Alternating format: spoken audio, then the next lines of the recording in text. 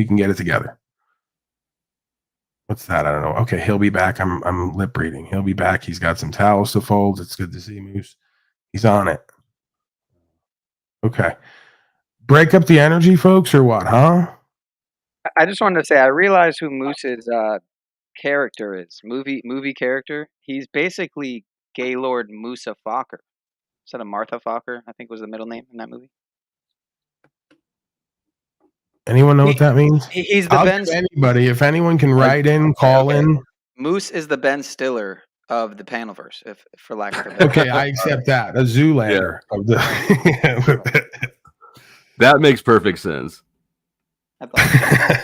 Yeah, I can't wait to see him in a mullet. Is he going to do that? Look, now Tark's fighting with the Jeep girl down there. It's the same thing every day with you folks.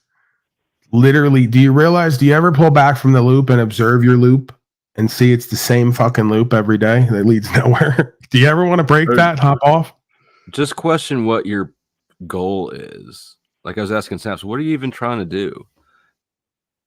Remain a loser failure, cycling and spinning with no results and outcome. That's the goal. And it's working perfectly. Everyone's hitting it. They're voting, they're paying slave tax, they're arguing online, they're fighting with their significant other or ignoring the important conversation because they know it'll lead to a fight. Just one big loop within a loop within a loop. And then at some point, you got to get off. People being irrational. Pretty much. All right, well, let's get back to breaking slave news. You know what? Let's transition. It's very appropriate. We got cops shooting servants. Used to be the cops were the servants. They serve the people. Now the people are the servants. So it's cops killing servants. Oh, wait, no, we have mass shootings. Do I get to the mass shooting? I thought you meant real transitioning, like what I'm currently. I'll get into it later. How about Angelina? You know what? I got something for you, Peanut Power. You need to see Angelina pretending to cry on the latest news story for the Palestinians, I believe it is. Hey, man, Angeline, despite all what's clearly on the surface, very apparent trauma, repressed. Angeline, I need you to get on camera. Angeline's here. She's going to give a speech about the blown up children. She's still another million. Despite the check. Okay, let's get to it. Why not? All the Syrian refugees around the world, I think we feel like really threatened, not just because like we can't go home today, just because we feel like everything we've witnessed ourselves, it's like never happened. Wait a second. Are they doing Zoom calls with the Hamas hostages? Angeline is sitting there talking to one of the Hamas hostages, and she's like, "We can't go home," and she looks upset. And we're getting this can't be. Is this real? You gotta feel a little bad for her. I mean, you could tell she's probably low on the adrenochrome supply. I mean, you gotta have a little sympathy. Oh man, there he goes with the fucking. You're a twisted motherfucker.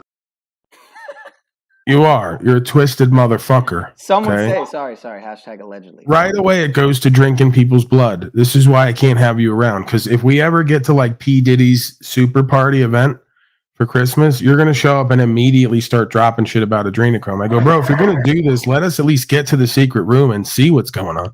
Well, you'd probably be mad because if we went to a party with, like, say, Curtis Jackson, better known as 50 Cent, I would ask him, if he was planning it all to wear a dress again. Like, no, you wouldn't though. That's the thing. You say that now. The worst part is you talk all this shit, destroying my broadcast, theorizing. If we got to the damn mansion, you'd ask him to sign your album or to put you on and give you a fucking mixtape deal, right? That's what's horrible about you. You'll make up all these theories here where it doesn't matter. When we get in the room with him, you won't even call him and check him, or you'll just say some ridiculous shit, and then 50 Cent's gonna be like, "I don't do adrenochrome, man. I just party in the club. I'm in the club." Yeah, I highly doubt that 50 Cent is drinking adrenochrome. I guess you never know. It's more likely he's drinking purple lean than adrenochrome. No. I don't know about the adreno with him, but black people don't do that, bro. That's white people shit. Black people are not into drinking other people's secretions. Right. They don't kiss the dog on the mouth. Barely kiss their woman on the mouth. You think they're going to drink somebody's blood? I don't think so. They might drink a little chicken blood for some voodoo or something. Wizard. No, that is you, Wizard. You're the type with all the way you show up here every day. You're the type like Lewis to drink people's secretions. You can just tell by looking at these people. You know, I got to say, Slow State kind of has that look about him too. That's Brian. We don't need to Brian. take it off In the the table. right situation with the right stimulants, he will be drinking secretions. Let's not get into it. It's a family broadcast. It doesn't necessarily rule out all secretions from all genders either. So that wasn't necessarily an insult, as I see it. Yeah, it was perfectly ambiguous enough that I will neither agree nor disagree. Right. All I'm saying is dope sex is weird sex. Well, we knew that. That's why we stay away. Some of us have stayed away. By us, I mean everyone else but me and you. I never did meth technically. They'll say MDMA is methyl-dioxymethamphetamine, which seems to be a derivative because methamphetamine's in the word.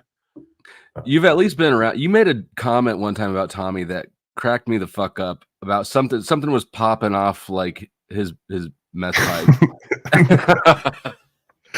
Yeah, well, I have enough experience in that field. I have enough field experience to know how it goes down, but not everything's for everybody all the time. Never any crack and meth for me. Always because I saw how everyone ended up who did that shit. No offense, but it's not a great. It's not great for people's outcomes. I have never done that for the same. I think, you've bounced back from it. Well, right, if I may say so myself, but if you can see how I can see someone like Tommy, if you grew up with folks who were pretty much like Tommy all day, every day, that would keep you away from the meth. That'd be enough. You go, I just definitely don't want to end up like that guy. Again, I mean, it might be argued I have enough Tommy within me, and I guess there's a joke within a joke there. Go ahead, clip it, Tom, for your horrible broadcast and say that I was making a sexual innuendo there. But I've been compared to Tom at times. I burst in, I'm loud, I take it all over. I leave people generally shocked and confused. I think everybody can resonate with that Tommy energy on some level. There's some part of everybody that wants to be a loud, angry brat. The broken dreams in everyone, right? There's broken dreams in everyone that shows up looking a lot like Tommy certain times and places. Walking Kid around, just walking wants your to dog act. at night with a bulletproof vest on. Right. He just wanted to act is really what it was. Did someone give him a shot? He could be a fairly good actor. There's a role he could play. Reconcile all this. He's into costumes, the whole thing. Another one that I called outright. I go, Tom, you're just a failed drama student. And then he goes, no, bitch. And then he, months later goes, I used to take drama in high school. Everyone used to bully me. I really like acting. I go, yeah, I know. Interesting. Yeah, I go, guys, we come here every day. This is what I do. I can look at you. I can observe your patterns. I can profile you and give you some level of reading. Right? I'm like one of those fortune teller type people back in the day. You either cut my ears off or change your whole life with what I've said to you. You go, he's a charlatan. No, wait, he's God's gift to humanity. They're not quite sure how that works. It's just self-awareness.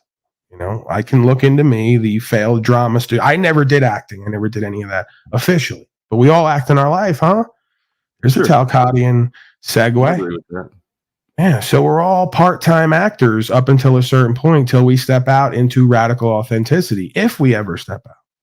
So everybody's really a failed drama student because they're all out here acting part-time. They're not getting paid what they would like George Clooney would, and they're not getting in the same rooms with the same results necessarily. So Yeah, those kids were fucking weird. well, again, I mean, there's, we're all a bit eccentric in our own ways, I'm sure.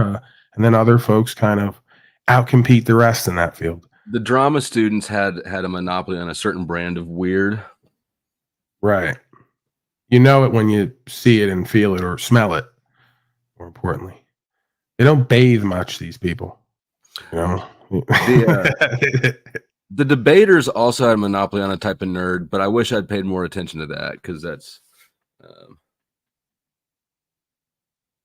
I think formal I know, debate. Power, do you accept that artistic people don't bathe as much as regular people? Do you consider All yourself right, I said artistic. I meant autistic. We were talking about Tommy.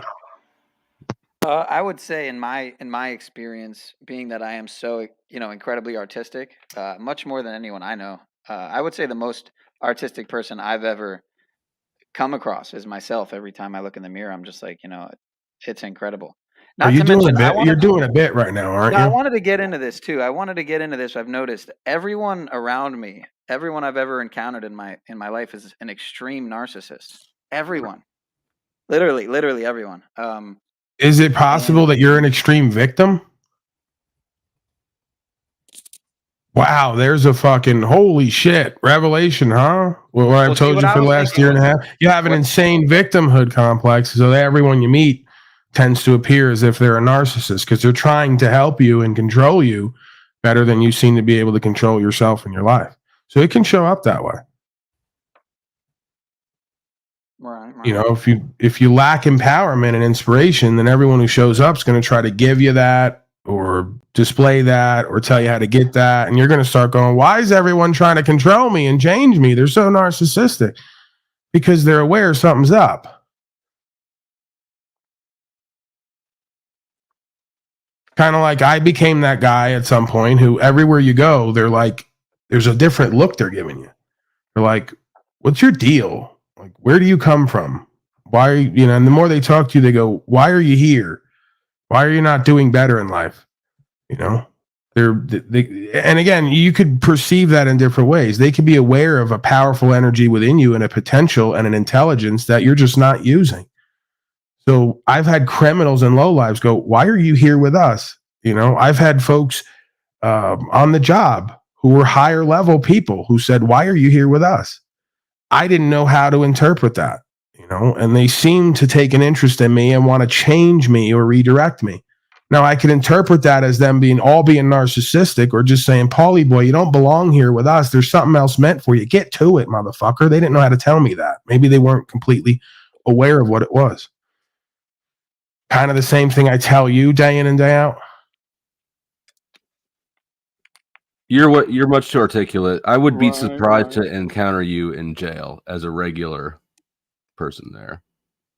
Right. So just picture me, and then we're at jail, we're at rehab, we're at the construction site, I'm picking up trash, I'm at job placement program, I'm under your car doing oil, I'm door dashing and Grubhubbing. I mean, I've done a little bit of everything at different times. There's probably a dozen, I was valeting at one point. I've always kind of done everything different than everybody else. I guess you could argue. I remember making way more money valeting than everybody else because they would jerk off in the car and watch movies and read books and pal around. And I would stand right there and go, who needs what? Oh, here's my keys. Go get me a pack of cigarettes. We'll give you $100 to just, these are rich people. They're at a fucking banquet hall, right? So I see the move. I'm going to put myself in position to do better. And then what happens at the end of the night? We're going to split up tips. Now I got to get in an argument, right? So first day on the job, I'm into it with everybody because they want to split up tips. When a weekend, I put myself in position to do 3-4x what they're doing every night. We ain't splitting up tips, bitch. So I had to change the whole game over there. I never valeted. Were you able ever to to make a connection out of that? Like somebody was impressed with you and it evolved into more? I kind of always had that. The problem is I would always fuck it up. You could argue I still have that reputation, but for different reasons at this point. I tend to almost fuck it up on purpose. So yeah, I kind of always have folks who saw something in me and how I moved and hustled and how I had intelligence. And I was so fucked up emotionally that they could have built it and handed it to me and I would have fucked it up. And then they're sitting there embarrassed going, why do we take a shot on this jerk off? I was an addict, man. You can only trust an addict so far. They can't trust themselves. So I couldn't be reliable. I couldn't be responsible and accountable. I couldn't be objective because I had a subjective sickness and dis-ease, an addiction that went with it. So that was one of the bigger kind of issues with me. Why I focus on this shit so much is because it's mental, emotional illness, right? That leads to addiction and disempowerment in many ways, and a lack of experience or opportunity. I think it's isolation, mental isolation, and the addiction becomes a relationship. At least that's the explanation they gave in rehab that seemed the most. The disease thing doesn't seem all right. The immoral thing doesn't seem all right. It's obviously a bit of all the pockets. Yeah, to Red 40, you know, I mean, I get the attention deficit thing. Whatever they do call attention deficit, whatever it really is, which I theorize and believe on some level is a result of past certain poisonings such as food colorings, artificial colorings. There you go. You just did your extreme victiming that I talk about all the time. That's the difference between how I used to be just like that, and now I find a silver lining on every cloud. Because you know what I found out about my anxiety and ADD is it's very intuitive. I can concentrate on things for 8 hours a day if there's value and importance in them. If you give me your nonsense, I cut you off like that.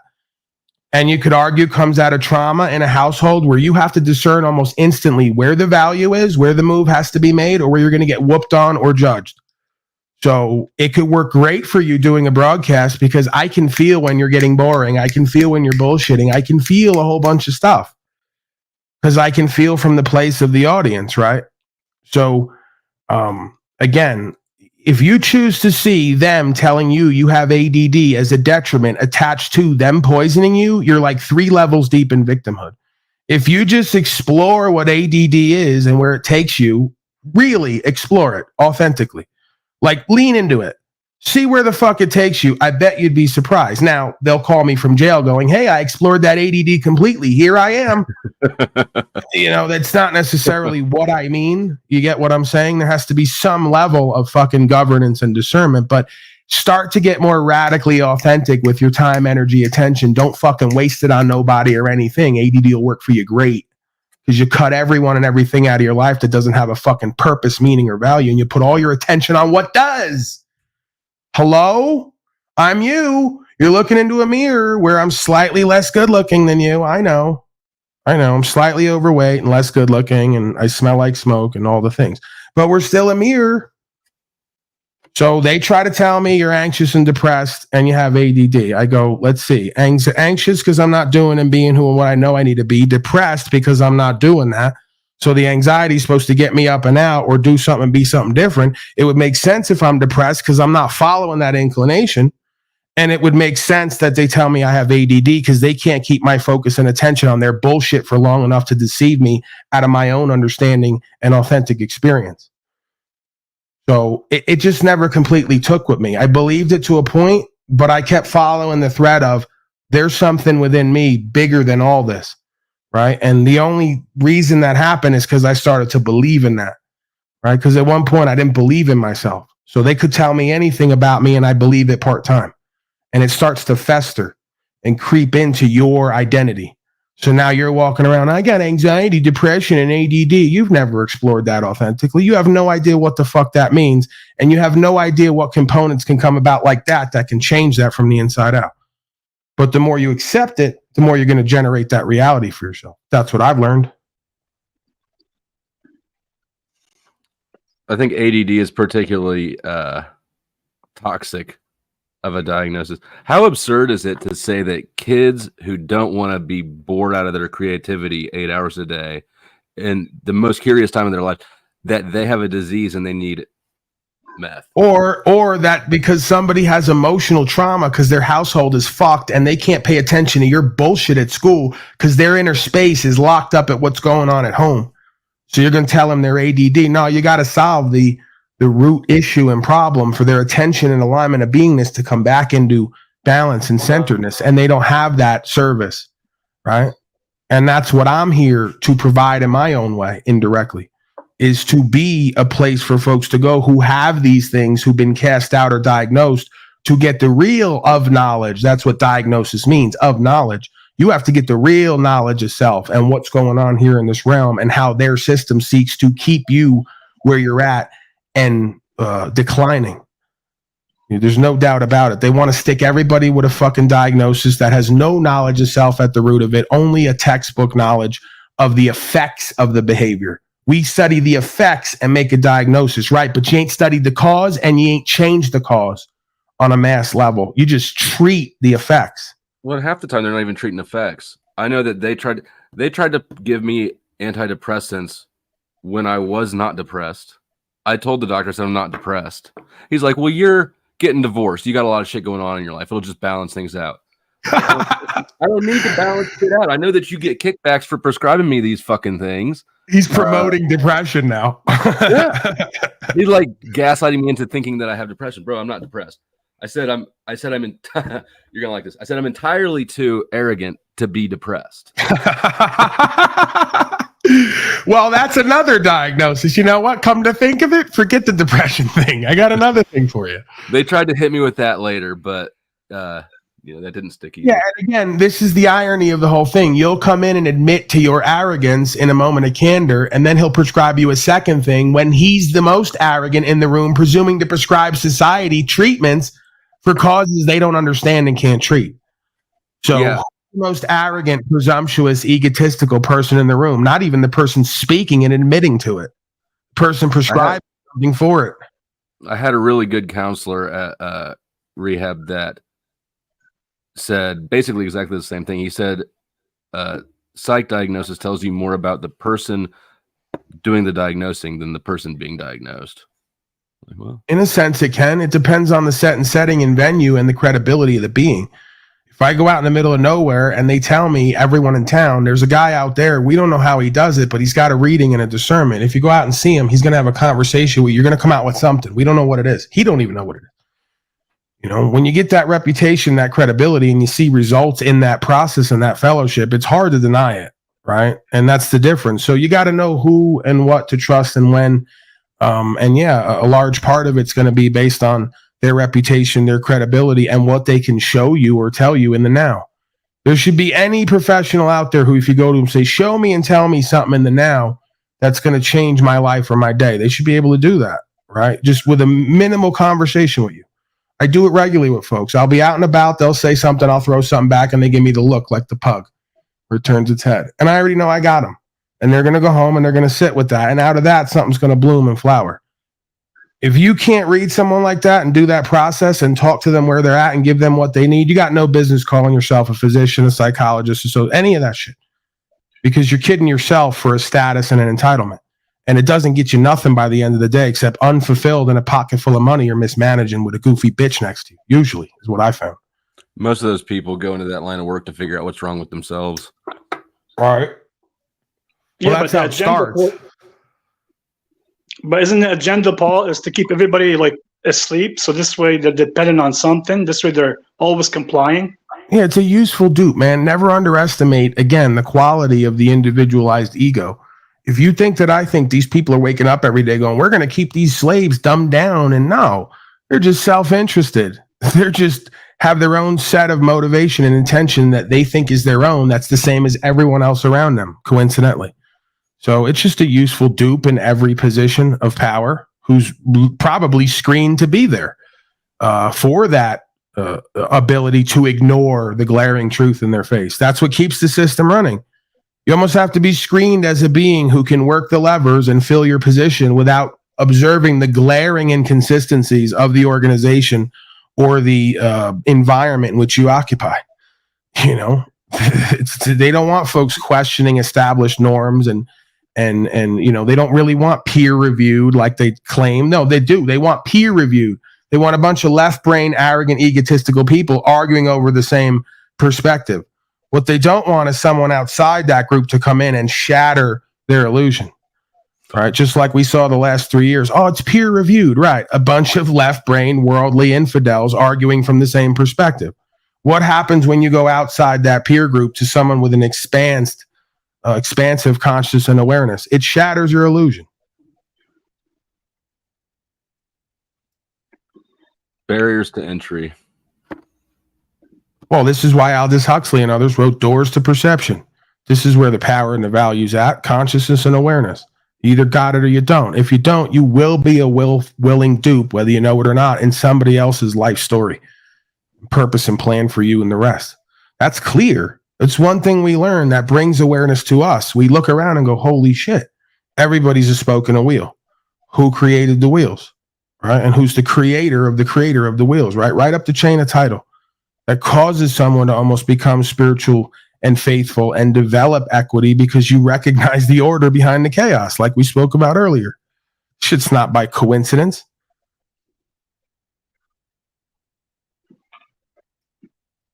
You got to go to the fucking back channels of YouTube for someone like me to consistently talk consciousness and awareness, principles, honorability, purpose, and then everyone else is a watered down version trying to make channels and memes to brand so they can cash in on what they perceive to be stoicism. $1 a month for the best stoic content. There you go. That's a hell of a deal. The man will sit there, stare into the screen, and give you little to no reaction. We might need that. Yeah, I'm glad that you and Flo Stay are having this conversation today. It was kind of interesting. It's never a dull moment over here, Tarot Creature. You know that. I know, but sometimes people think that you may not like somebody or whatever for whatever reason. It doesn't have to like a motherfucker to care about him. Again, we're oneself on the highest level. That's what makes this practice so rewarding. Is I don't like most people somewhere in their life. If we get down to it, I don't, and I probably respect them even less. I don't have to even necessarily like or respect somebody to care about them and to speak to them as oneself. If I don't live that way, I will destroy myself warring with a mirror of self. Yeah.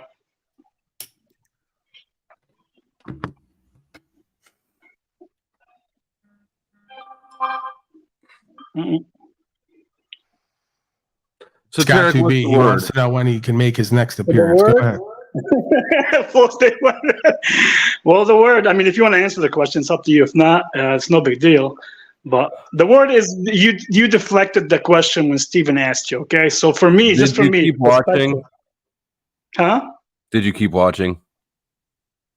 Keep watching what? Like the rest of the video? Mm-hmm. Yeah, I watched the whole video. You need to watch it again. Oh, okay. Maybe I'll watch it again. Maybe I missed something. But I just didn't find... I mean, we don't have to go into it if you don't want. It's no big deal. I'm not here to discuss that per se, but I just didn't know why, for example, it took you... Like, you kind of like danced around it when you could have said yes or no right away, which should have been no right away. I know. I enjoyed frustrating him. Exactly. And that's the thing. I can read that he doesn't have to speak. Why can't you read that? There's your problem.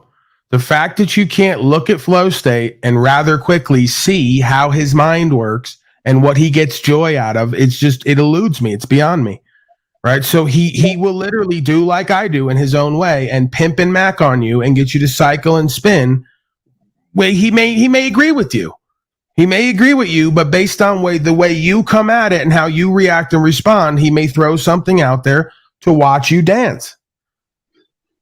No, I know he's calculated, Paul, so that's why I didn't say anything. But what are you trying to prove? What do you think this is going to lead to? And why is it that you all presume you could do what I do better than I do it at this point when you can't even control yourself and your reactions to what's being done?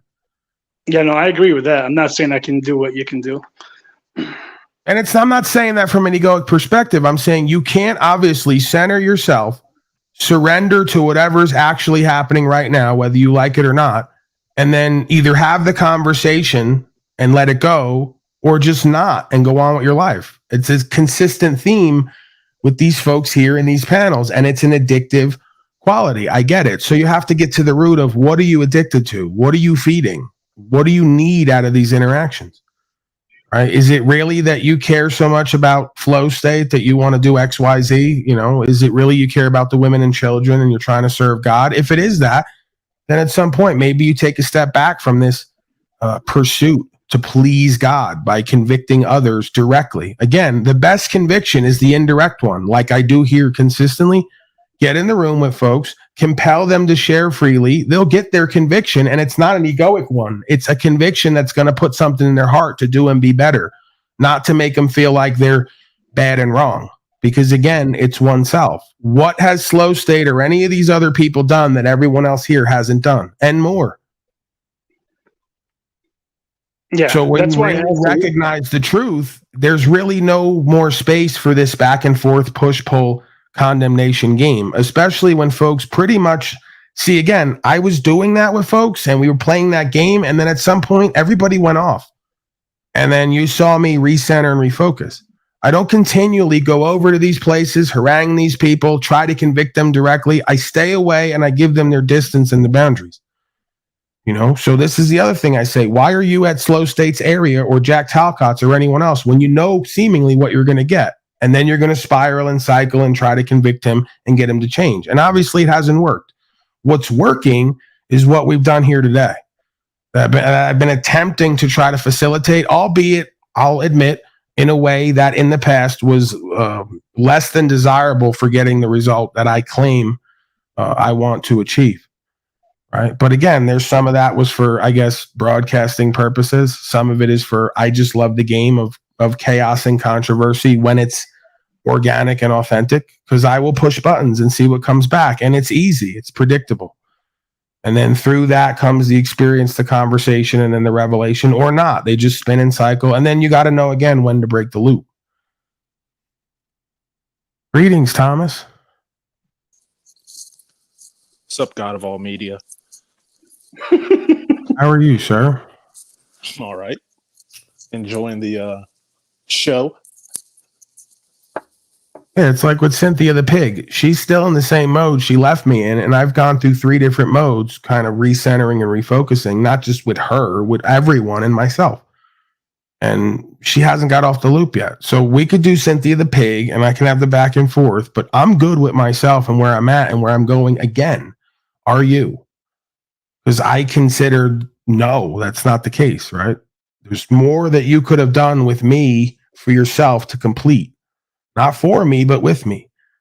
And they just, you know, it's kind of painful to the ego to accept that, it seems. Why are you laughing? Because I said Cynthia the pig?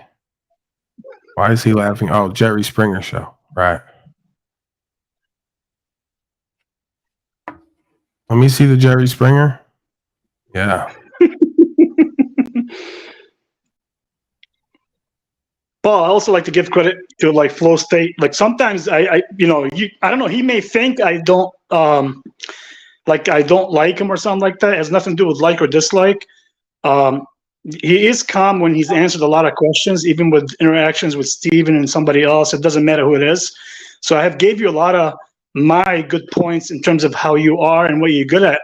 So I never like attacked you like that. I'm not here to attack you. I just thought the question was a straight up answer, and maybe you had a different idea why you didn't want to answer. That's up to you. So I'm not attacking you like Snaps or anybody else. I just want to know if you can answer or not. If not, it's no big deal. Why do you think he asked? Do you think it was a good faith question? What is the question? The question was, I was asked, so the Sanity Machine came on, accused somebody on my panel of being the P word, and offered nothing else. So right, which is getting to be a trend around YouTube. It's trending. I pushed back on it and said, you know, provide some receipts, and he did the Snaps thing or the Tarek thing and just doubled down on the, do you support these people? Like, bro, we haven't established that these people are that or that you're not. So Tarek here is asking why I didn't denounce the thing that I maintain was entirely a bad faith question. It wasn't a real question. Okay. So, but this is what I agree with you. I agree with you 100%. That's why you're calm and you're, you know, whatever you were doing, you were thinking about whatever. The only thing he did reword it and rephrase the question. Why would you then, if you agree it's a bad faith question, why would you then get on board with it? Okay, I'm gonna tell you. Yeah, I'm gonna tell you why. I'm gonna tell you why. He did rephrase the question and says, "Forget the person. I won't say his name because I'm not gonna attack anybody either. I'm asking you a straight up question. Do you support or defend sex offenders? Forget anybody else. I don't care who was there. Just you. That should have been an easy no. If you asked me that question, it would have been an easy no. It wasn't, he wasn't like trying to put somebody else. He answered the question just entirely in general. and you didn't answer it, for me, it was a little bit, I don't know, off a little bit. Well, you should go back and rewatch the interaction because I did address it. You should go back and rewatch this interaction because Paul explained basically exactly what I was doing there. And it's kind of a disingenuous question because you either want to read the person indirectly or you're asking a foolish question because nobody, even if they did, would come out and admit to support sex offenders. So you're basically just saying, I can't trust you to be honest, so I'm going to ask you a direct question that when you answer it, I'm going to read the energy behind the answer. I'm not going to accept the answer. Because who's going to tell you yes? They're all going to tell you no, in which case then you got to read the energy behind the no and try to figure out how much they're bullshitting themselves or everyone else. I totally agree. I think it's a dynamic shift. If you ask somebody an accusatory question and they deny it, the content of the question doesn't matter. The power dynamics are that you put them on their heels a bit. I think it was a heels push. Yes, I think Tarek, I think that you do the same thing because I suspect, I don't know, but my best theory is that you are a sucker for the feeling of righteous indignation. And No, I seen thing. And you do the same thing, but rather in an accusatory statement manner, such as, Wizards committing mail fraud under 18 USC 501. Paulie Boy's lying about Leslie and pretty much everything else. Yeah, to be fair, just straight up accusatory statements that have no foundation except your own interpretation, which is misled by your own intellect. If you understand counterfeit and forgery, it's actually making something that imitates somebody else's work. This is a creation of your own work. That's why you use your own family crest. That's why your heraldry design is important and what supports your heraldry, which is your talent. Each family member creates their new heraldry, their new coat of arms with their family crest. This is the kind of like Drunk Wizard. And Wizard has never he's never said make your own stamps out of crayon and just use it. He's always said fucking you got to figure this out on your own. Which is a cop out. No, it's not because I'm not going to hold your hand to do something. Everybody has to figure everything out on their own.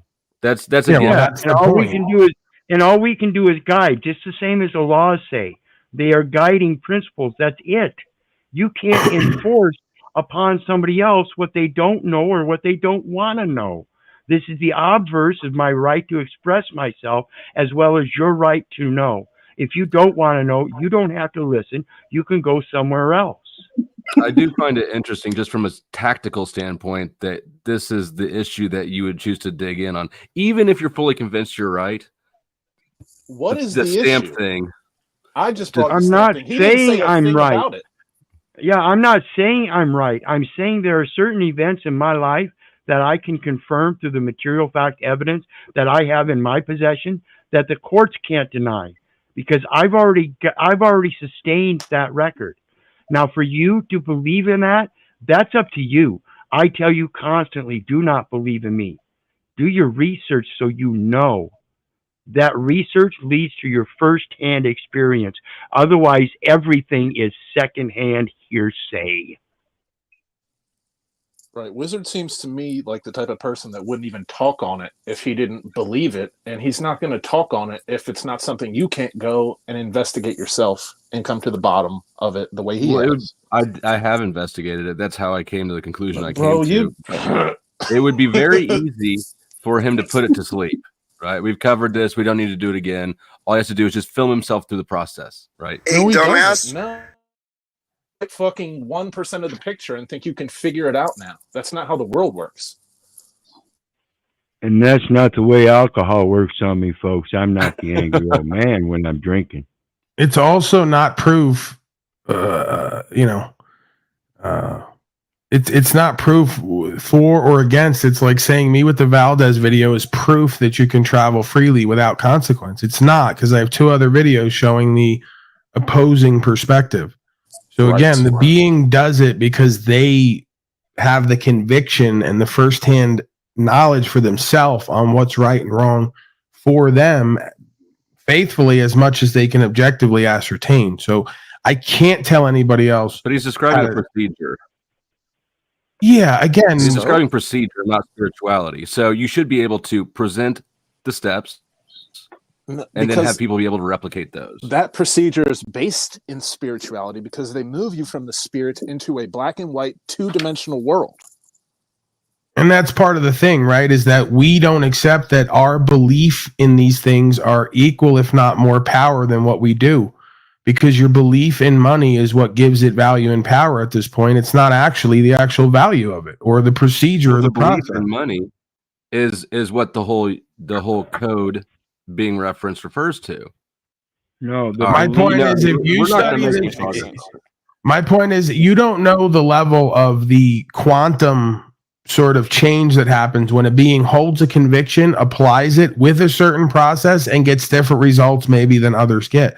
A big portion of those results may not come from the text and the process. It may come from the conviction and the ability to explain and compel another being to perform that service in equity. Because I've experienced that in my life. It wasn't the process, the procedure, and the steps. It was the conviction behind it that moved it. You know, the rest of it was just a bit of a formality, right? And quantum, the formality, though, the best is the procedure adjective for that. And that what you're describing, procedure I don't always mean this in a negative way, but you're describing actually being a con man. The confidence. Right. If you present yourself in a way that convinces your audience. Right, but that's presuming you don't believe it. If I believe it, I'm not a con man. You could just call me crazy or delusional because I believed or have the conviction of something that I'm explaining to others to compel them to a different position. It's not a con if I know it to be true for me and have firsthand experience with it, is it? It's a con, not in the fact that it's false necessarily, but in that your confidence is what actually closed the deal. Not because right. It's like saying I could tell you how to get a woman, or I could show you better than I could tell you. And when I show you, there's going to be less talking and more confidence. It's going to be energetic first and foremost to move the courting process. Right. That's exactly what I'm saying. Just show me that's how. That's not conning, though. That's an aspect of self and beingness that generates a result. It's a level of your beingness. It's not a con. So that should be easy to display. Also, con is just confidence. There's a negative connotation put on a confidence man. Paul is generating the confidence in you to do what you should do, what is true and correct. And, he can show you better than he can tell you. He's the essence of a fucking light worker con man. Confidence comes from confide. Fide coming from fidelity. Fidelity meaning bond and agreement. So if you're under a covenant with the universe, you believe or feel or have experience with, and that makes it that much easier for you to display a confidence that moves a court or any venue. And confident is with dentures. You're able to speak. That's the confident. That's your dentures. You're speaking. Coin your words or shut your fucking mouth.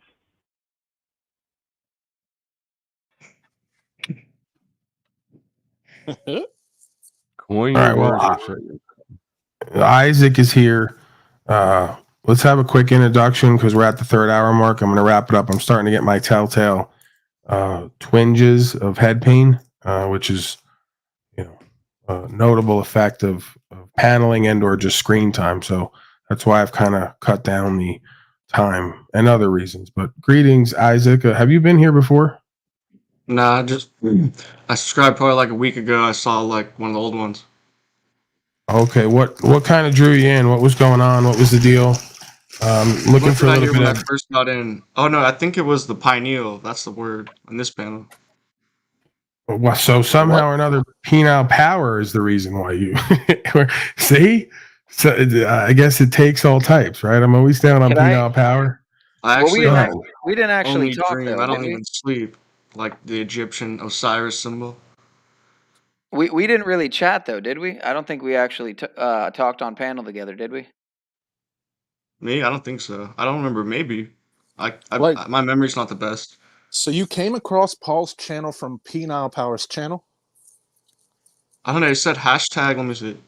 Yeah. So Yeah, the yes. hashtag pineal power, but I didn't type it in. I just found it. Why did you were googling penile? I'm sorry, pineal.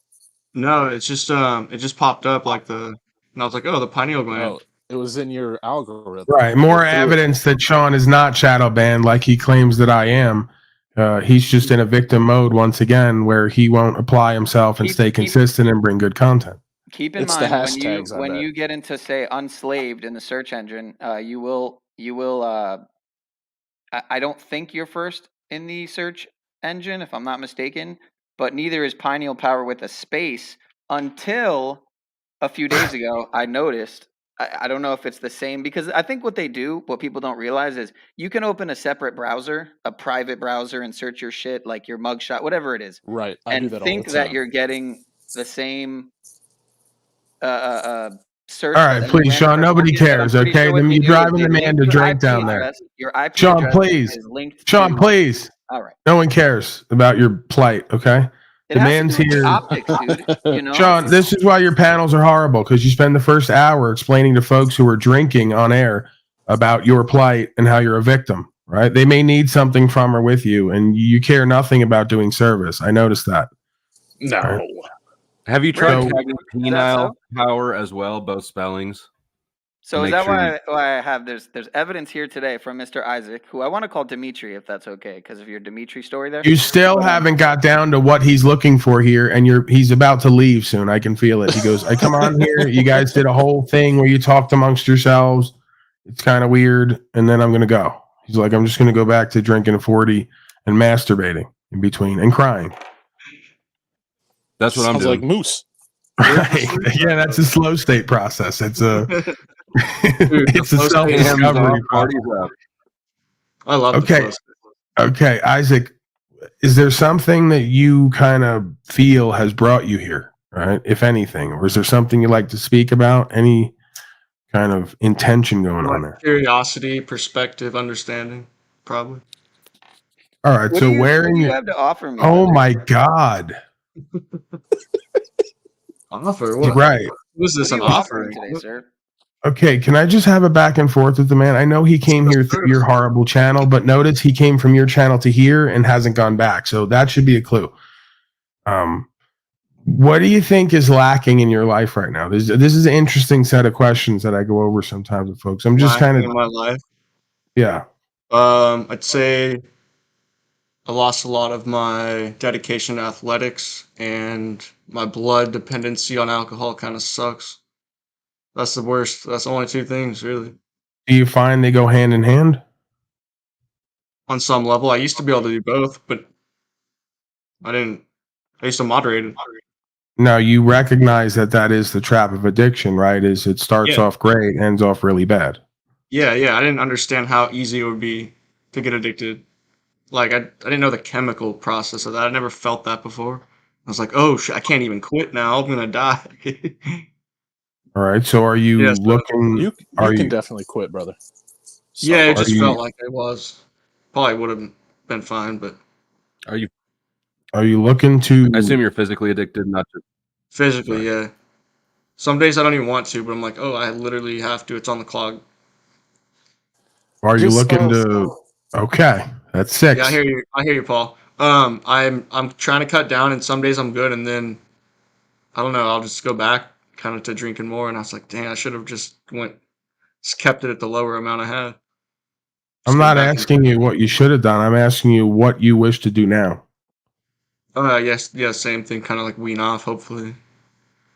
All right. So are you actively searching for support on that journey? Because you probably got yourself in deep enough where you may require assistance. No? Yeah, I have, but I'm still on it, so I'm saying, it's have very you? slow. Like, I don't know. The first time I tried to quit cold turkey, I was fine for like 50 hours. And then it felt like someone had dosed me on acid, and I just had visuals, and like I thought I was gonna pass out. And then I swear my body like drove me to the store by itself. Like, 'cause I was like, there's no way I could do this. Yeah, Have it's you ever probably. tried? Wow. Okay. Paul, I'm sorry, Like but full I've visuals, literally like, fucking driving down the road. And that's why I don't typically want sorry people on the panel with me when I'm having a direct interaction about somebody's You're right. addiction and attachment style, you know? Yeah. I mean, have you ever tried? No, please, now you have to entertain us with the have you ever tried, because my mind is just racing with thoughts of have you ever tried, fill in the blank. And then let's go around the room with have you ever tried and then fill in the blank. And I'm interested to hear what Slow State has to fill in the blank with. Go ahead. Save me for What I last. wanted to say is, have you ever tried? Let's say if you drink a fifth a day, have you ever tried drinking maybe 80% of a fifth a day the next day, then 60 the next day? Great fucking advice, Tom. Wean it the fuck off. That's not a bad Great advice. Have you ever tried trusting your own faculties and lack of discipline to wean yourself off of something you never should have been on to begin with? Well, I don't know. I feel like cold turkey might really affect your That's system. like saying, Scott if you TV, wean have you ever yourself off, trust it should yourself be- in not going into the fridge to get another Yoo-hoo? You're right. You're right. Hello? Anyone out there? I mean, there's actually a correct answer correct way to approach this, because alcohol and benzos are the two things that can kill you from withdrawals. I'm going to guess that it would not, but you can't really wean. You kind of have to rip that Band-Aid off at some point. Are Right, you they retarded? have- Literally? They're the Okay, two we're drugs going to that do the kill you. thing where There's a folks are going to chance have to be silenced Side for their effects. own good. Okay, we're going to go very Talcottian here in a moment. Everyone will be beheaded for their own good, because there's too much talking going on for my liking. So much jibber jabber, hogwash, poppycock, boulder dash. So again, is it possible we kind of reach out to folks? I know that I'm guy of like, hey, self-governance, but even if that's friends, family, maybe certain level of institutions, because I can't be completely hypocritical. I did get a pretty good founding and footing at rehab, right? So inpatient, I mean, is that an option for you? I know you're going to tell me, like we all do, you're scared, it's unknown. It's going to be great because it's scary and unknown, because you get to find yourself more there. But is that an option for you? Are you open to that? I don't know. I've Well, you're never really fearful. heard personally from someone, I guess, what it's like. Yeah, you're fearful about it because it's an unknown. But the reality is if you can take some time, energy, attention away from your usual routine, and you can have a set of people there who've been through this process over and over, they can serve as a guide or support system, presuming you have a good program, right? Because I'm not even saying that that's a program that I had completely. In the program, I found somebody, usually how it works, the God or the universe sends you a messenger or somebody to work with you. And through that being, you get some clarity and some presence and awareness and some tools and some support. So again, does it have to be the way that I got it? No, but I think that it would be kind of a good step just to get out of your comfort zone, and also to have some tools and support systems. And there's a good chance, based on something going on in your life and lifestyle, that you could get those services gratis, as the Talcottian one and everyone else is big on, right? Getting services and products for free. So that's a hell of a service if you can get that for free and paid for based off of everyone else's hardworking tax dollars, because they're foolish slaves. So why not take advantage of that? You could literally change your life today over the course of the next 28 days, working on yourself, reading different things, having fulfilling conversations, getting time away from the substance, and you can come out essentially on the way to being a new man with new opportunities. Legit. I would second that. I've done it I mean, I before. would suggest that like definitely look into rehab if you can get it paid for. I was in detox wing because I was coming off of benzos as well. But the other guys in the room were alcoholics, and if you can just not have to worry about staying alive for that 5 days or whatever long you're in there, it makes it go a lot smoother. So that's the rip off the Band-Aid. And then the second part is right. Yeah. I mean, I definitely recommend looking into if you can get that paid for without having to become a defendant. I don't know. I'm on like what's it called? The Medi-Cal program for California. I had a feeling. What? Medi-Cal, yeah. So He's got full benefits and privileges. He's getting a whole ride like to Harvard. I've never used it once though. Got to use it. There you go. It's there for a reason. The devil does just good never had sometimes. to until maybe now. What is the thing you're speaking I'll of? look into it. Maybe that would be under medical provision, whatever you call it, medical watch. Yeah, it's like Medicaid, Medicare, whatever it is. The point is, if you search for resources, the tendency is if you seek enough, you find, right? If you have an open enough mind and heart, something will show itself and come about, and you'll be where you need to be, and you'll get what you need to get. And then you're going to have to work it because you're going to watch yourself act out in certain ways, impulsions, compulsions. You're going to have to get into your own mind and subconscious. You're going to have to talk about your painful past because I'm sure there is one. You know, most people have a checkered past or a painful past on some level. And yeah, you got to talk about it. You got to do fellowship. You got to work it through. And it's going to feel like vulnerability and it's going to be scary.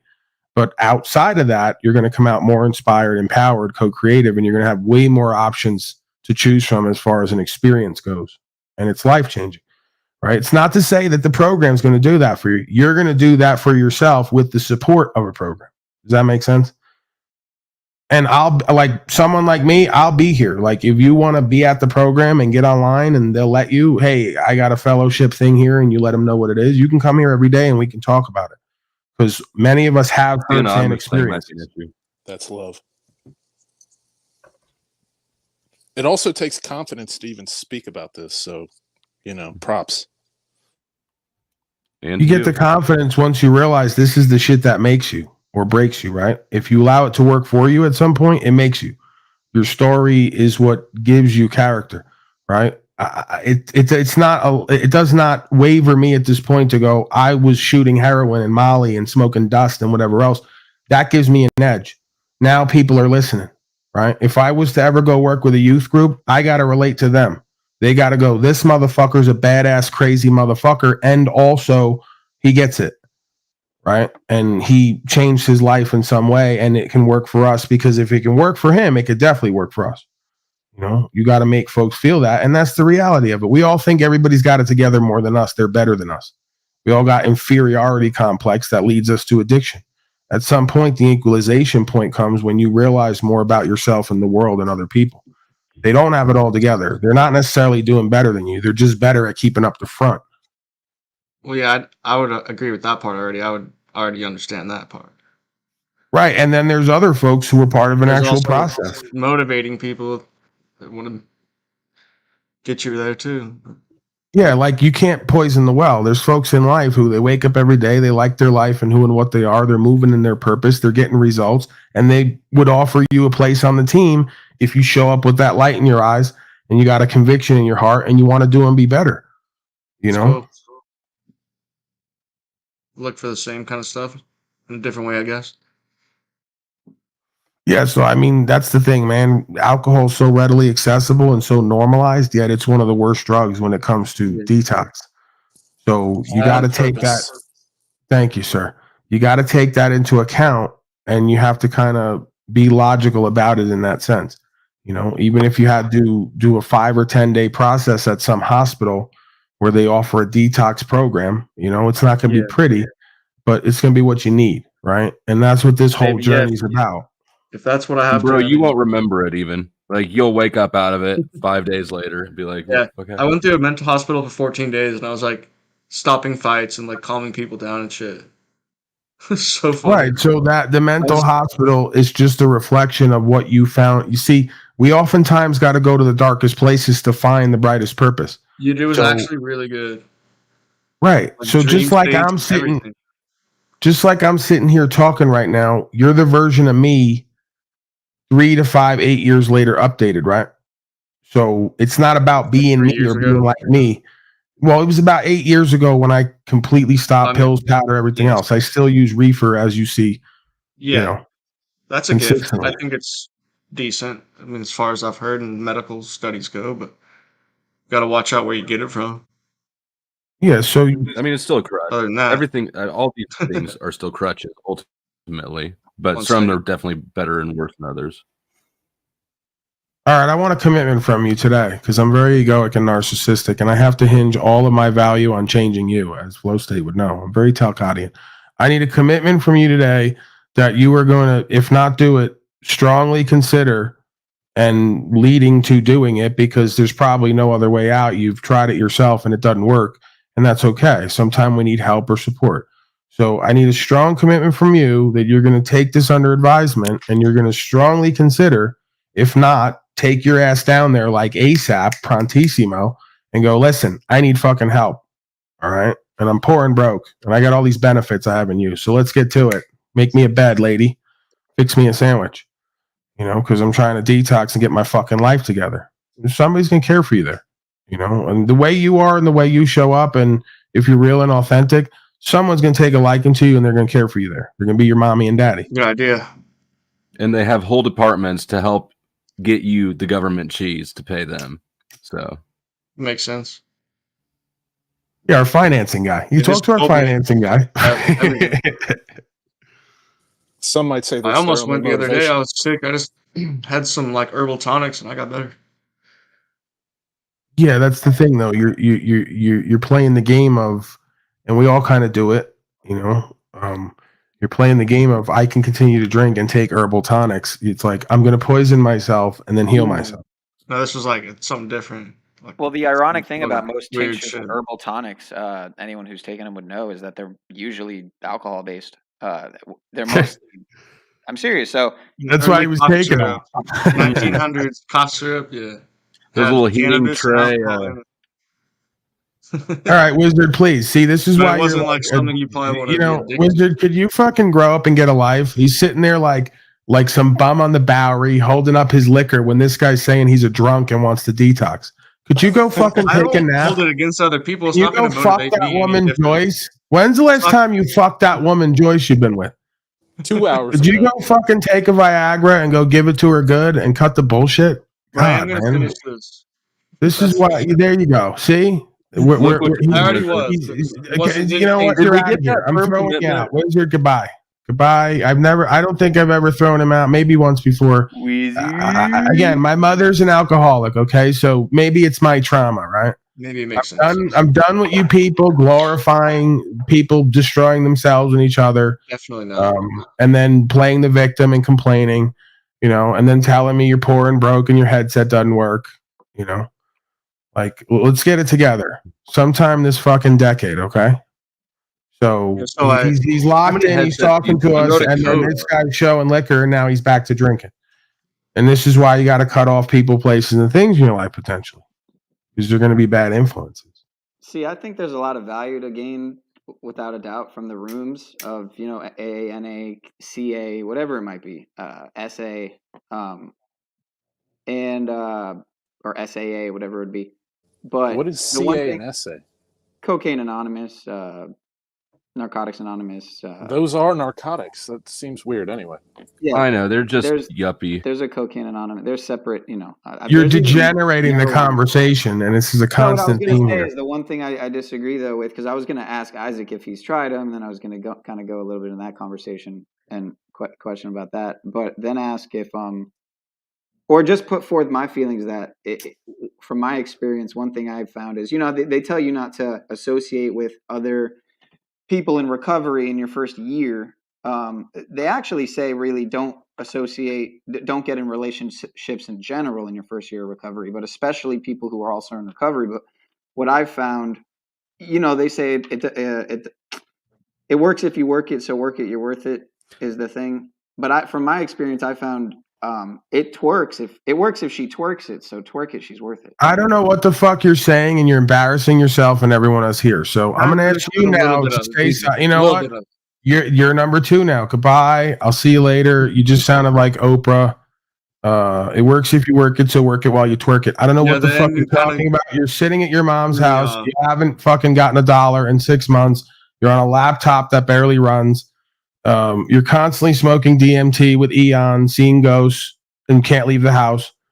Okay, so let's just cut the games. Let's get real with ourselves and each other. The man wants to go into recovery, and you're not helping. Okay, so what I found is the complete opposite of what you all find in your experience, and that's what I find interesting in my experience. Is I found that cutting myself off completely and going within and getting back to purpose and meaning and following my bliss, like the Talcottian one might say, Not really bliss as in euphoria, as in purpose and meaning and fulfillment every fucking moment of the day as much as possible. And if I can't find that, I'm going to create that. That's what I found to work. And it doesn't come with a bunch of lukewarm, weak ass, codependent, addictive, low life motherfuckers. It comes with reunification with the holy, in quotes, spirit. So you want to make excuses why you can still hang out with your loser failure buddies because you got it all figured out and together, yet it's not working. Doesn't work if you work it if you don't have the discernment. There's a new rhyme. It doesn't work if you work it if you don't have the discernment, honey You child. also have to want it. You just work yourself deeper into quicksand and bullshit and justifications. That's what I find, because that's the habit of an addict. You don't know your own consciousness. That's why I practice radical authenticity here, because I tell on myself. I get it. Because I know if I don't, I will play mischievous games with my mind and others. So how does it work if you work it if you come here and consistently bullshit yourself and everyone else while I'm doing the opposite process? It doesn't work for you. And that's why my experience is completely opposed to yours. You got to fix consciousness to fix the world. I agree. Right. And you have Because, to like, get the percentages are real there. with Like, look at yourself the and others. percentages Do you like of this people motherfucker? in Do this you situation.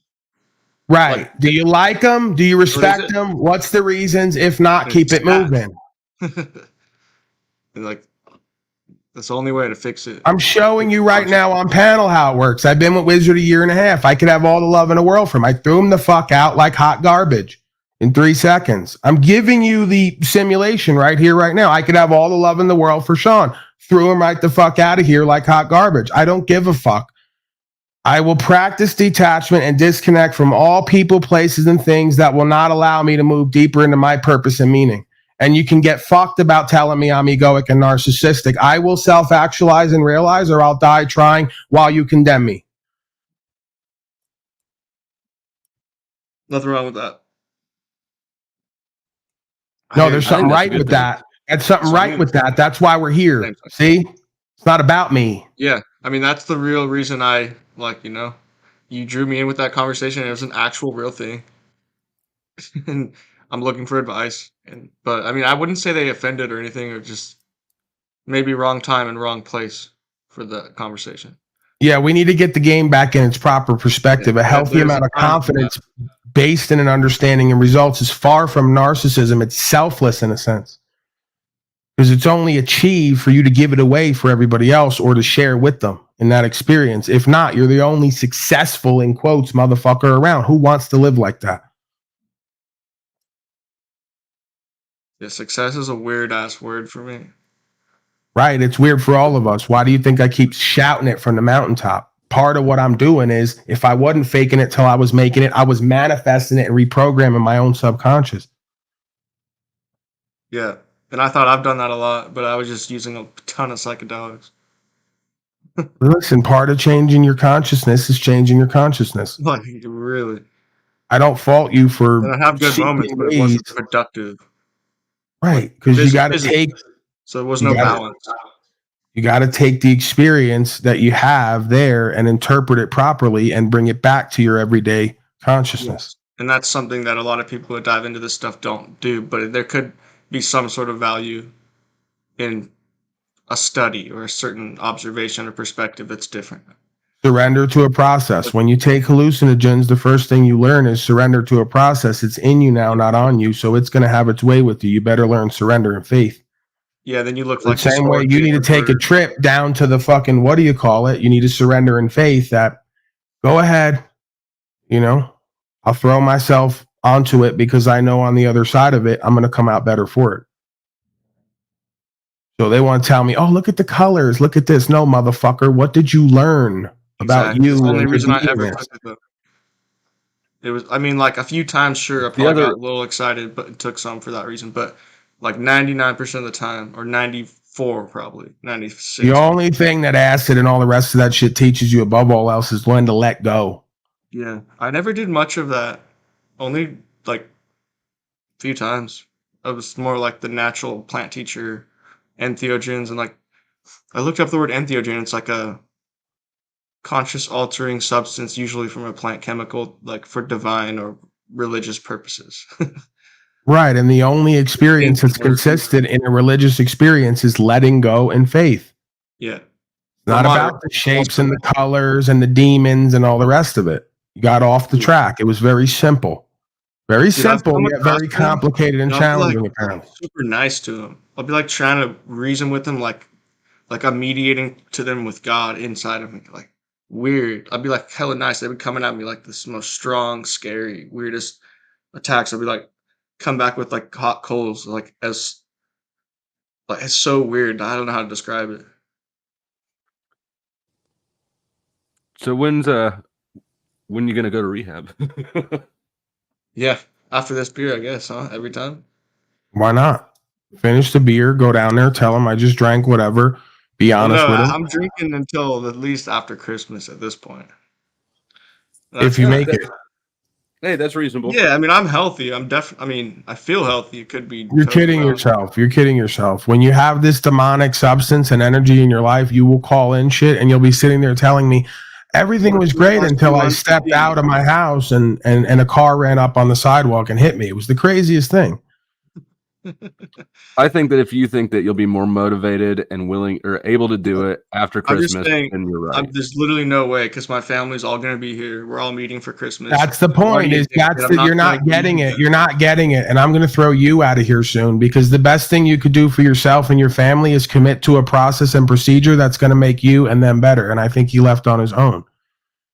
So I didn't mean to intimidate you, but we have to get really real with ourselves and each other. If your family wants to get together with you and bullshit themselves and each other, that's their fucking problem. Change their ways and you'll change your ways.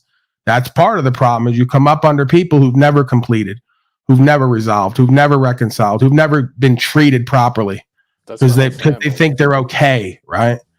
So they don't need you at the table. They need you. If they recognize it or not, I recognize it in the best version of yourself that you could be.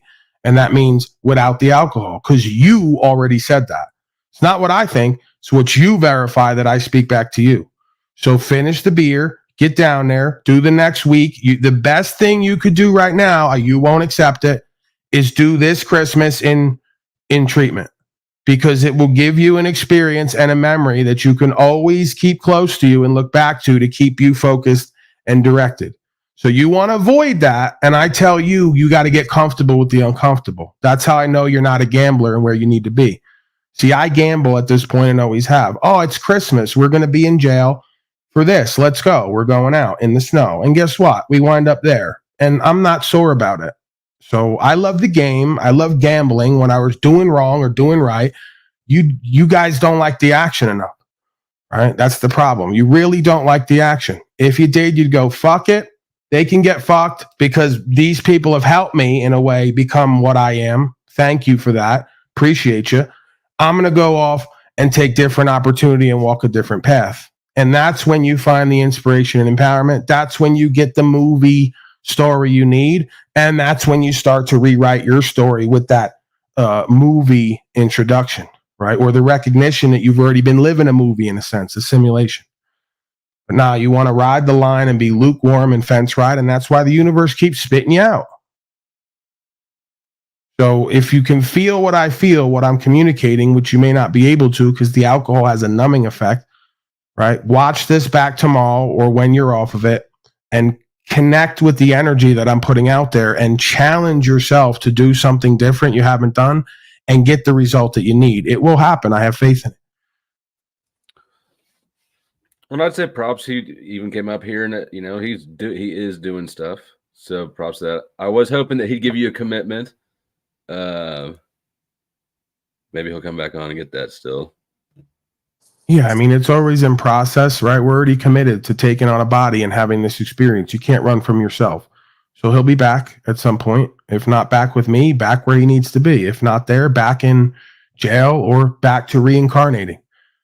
This is the game. So I can't force it and I can't deny it. When I'm called to speak or to bring an energy of conviction and inspiration to light a fire, I do that. There's nothing else to talk about because he's going to get more and more drunk and keep babbling more and more over me, and it's not going to mean nothing. Right? We know what he needs from me or from this place. We know what he needs from himself, and we know where it needs to go. It's intuitive. If you're not going to do it, then let's not waste each other's time. There's nothing else to talk about. If he's still listening, if he does end up in jail for a substance-related reason, assuming California is like my state, they'll do a drug and alcohol assessment. If you tell them you're an IV drug user, they will send you to rehab. Full stop. That's like the golden ticket to rehab, is saying you're an IV drug user. So, yeah, I mean, the problem with that is once you're already at jail. The problem with that is once you're already at jail, it may be that your experience is meant to be had in jail, and now you want to get sent to jail with the Universes program and try to buy your way out of that with some rap in line. The time no, I'm not rehab, saying to get sent to jail. I know what you're saying. I know what you're saying. I'm not down on you, Flow State. I have to speak from this perspective that I think is life changing. I can't move off this position. You have to have radical authenticity and faith wherever you're at and what you're going through. And if you think you're going to trick administration out of position to get yourself to rehab when you're at jail, great. It's only going to force him to try to get more comfortable and seek comfort rather than purpose and faith. So that's all I'm speaking on, right? I'm not saying you don't have a point. If you go there and you're going to be puking up your guts and probably die, you should probably tell them you got an alcohol addiction. But, what they do with that, if you're hoping to get now like more comfortable digs because you told them that, I think you should go fuck yourself, because what worked best for me is exactly what was meant for me, not what I wanted. And that's what I had to get. You call humility. You talked about it earlier. That's what that process does. When you realize your best thinking got you here and you're still trying to play yourself and others out of what's meant for you and what you need, there's no more end of the road. It's the end of the road now. You got to sit with it. You got to sit with yourself. You got to reconcile it. There's no more ways out. That's the best thing that can happen for an addict, is for them to realize all roads lead back to Rome, so to speak, right? There's many paths to the top of the mountain. Say again? I won't disagree with that. Yeah, and I was exactly trying to get myself more comfortable digs. So I think that's yeah. That's everybody's modality, right? I speak on the oneself, and it usually applies. I don't think I've ever met anybody where this logic has not applied, whether they were aware of it or not. Because then I get them on, does it apply? They go, no. I ask 3 more questions, and they reveal directly that it applies. So either it applies and they're not aware of it, or it applies and they become aware of it. So this is, again, the point of spirituality and fellowship is you can't play no games with self and self. You can't play no games with universe and creational force and program and simulation. It's going to cut you off at the pass. It's going to throw you a curveball. It's going to give you what you need, not what you want.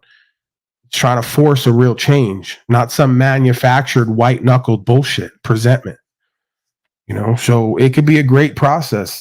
If you like to be a cosmic gambler and you love action and synchronicity and all the rest of it, you move into this way. But it's not for everybody, far from it.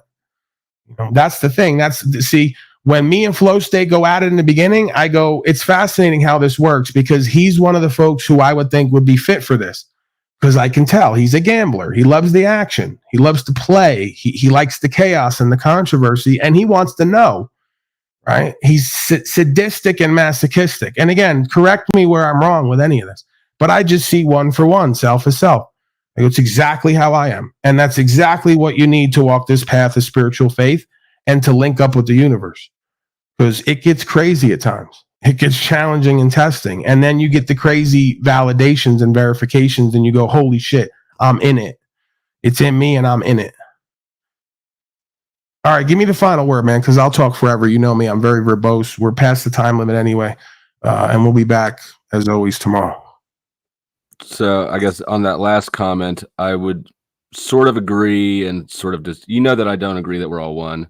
I don't think that it's you lying. I just think it's different understandings of the things. No, I mean, it's been an interesting conversation. Thanks for inviting me up. We'll talk again. All right. We'll see you later. We're going to salute Flow State on his way out. Salute. It's such a lively salute, I'm thankful for that clip. See, Thomas, we're practicing faith and reconciliation. We're choosing love. We're having it revealed to us that peace is available. Talcott's never been wrong. He just doesn't know why he's right.